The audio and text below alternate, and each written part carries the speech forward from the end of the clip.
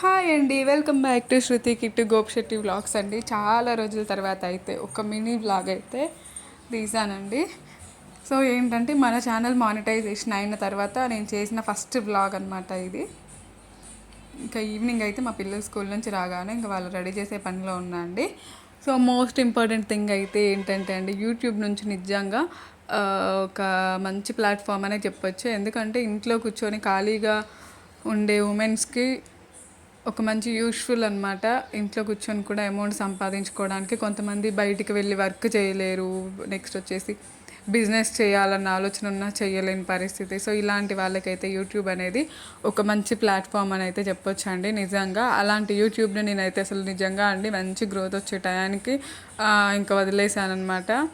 కానీ ఇప్పుడు ఇలాగ కంప్లీట్ అయితే మానిటైజేషన్ అయితే అయిపోయింది. ఇంకా ఇప్పుడైతే మన ఛానల్లో ఇంకా వ్లాగ్స్ చేద్దామని చెప్పేసి అయితే తీస్తున్నాను. ఇవాళ నుంచి అయితే మన ఛానల్లో డైలీ వ్లాగ్స్ వస్తాయి అన్నమాట. సో కన్ఫామ్గా చూడండి, లైక్ చేయండి, షేర్ చేయండి. మరిన్ని ఇలాంటి వీడియోస్ కోసం మన ఛానల్ని సబ్స్క్రైబ్ చేసుకోవడం మాత్రం మర్చిపోకండి. సో మన ఛానల్ అయితే ఇంకొక 90 సబ్స్క్రైబర్స్ అయితే మాత్రానికి 1000 రీచ్ అయిపోద్ది.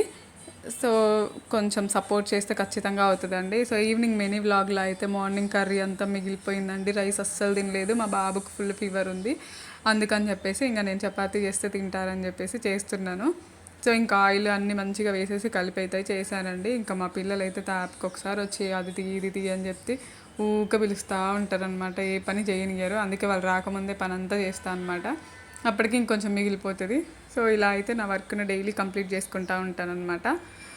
ఈవినింగ్ ఈ మినీ వ్లాగ్లో అయితే నేనైతే ఈవినింగ్ చపాతీ చేశానండి. చపాతీలోకి దొండకాయ కర్రీ చేశాను.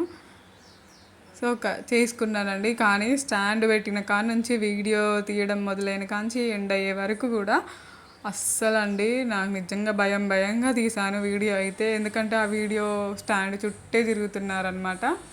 అసలు యాక్చువల్గా అయితే నేను మినీ ట్రైపాడ్ తీసుకున్నానండి. మినీ ట్రైపాడ్ ఏంటంటే కొన్ని అప్పుడు వీడియోస్ తీసుకోవడానికి బాగా యూజ్ అయింది. తర్వాత అది పోయిందండి ఎక్కడో, ఇంట్లోనే ఎక్కడో పోయింది. ఇంకా మర్చిపోయాను, అది దొరకట్లేదు అని చెప్పేసి ఇంకొకటి పెద్దది స్టాండ్ కొన్నాను.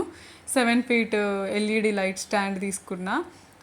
అదేంటోనండి, అది పోయిన తర్వాత స్టాండ్ ఆన్ చేసి ఒక 4-5 షూట్స్ చేసినండి, రివ్యూస్ చేసిన.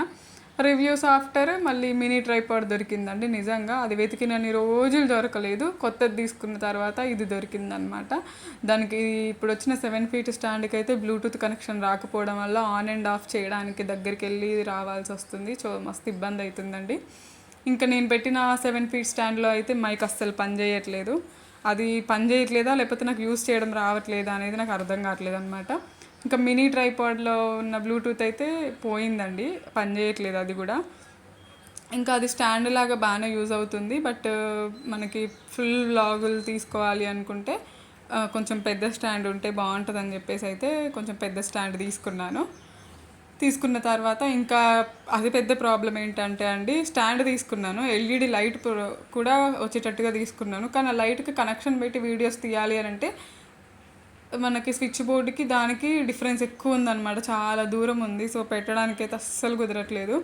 ఎల్ఈడి లైట్ ఉండి కూడా అసలు యూజ్ చేసుకోలేని పరిస్థితి అనమాట నాది.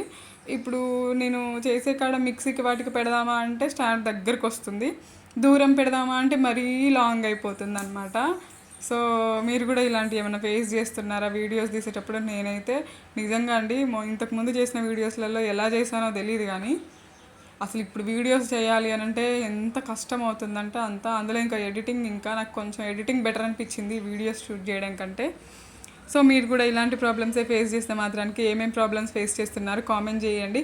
అండ్ నాకు వచ్చిన ప్రాబ్లమ్స్కి ఏమైనా సొల్యూషన్స్ ఉంటే కూడా కొంచెం కింద కామెంట్ సెక్షన్లో చెప్తారా. ఎందుకంటే మినీ వ్లాగ్స్లో ఒకవేళ ఏమన్నా నాకు యూజ్ అయ్యేటివి ఉంటే నేను అవి ఫాలో అవుతాను అనమాట.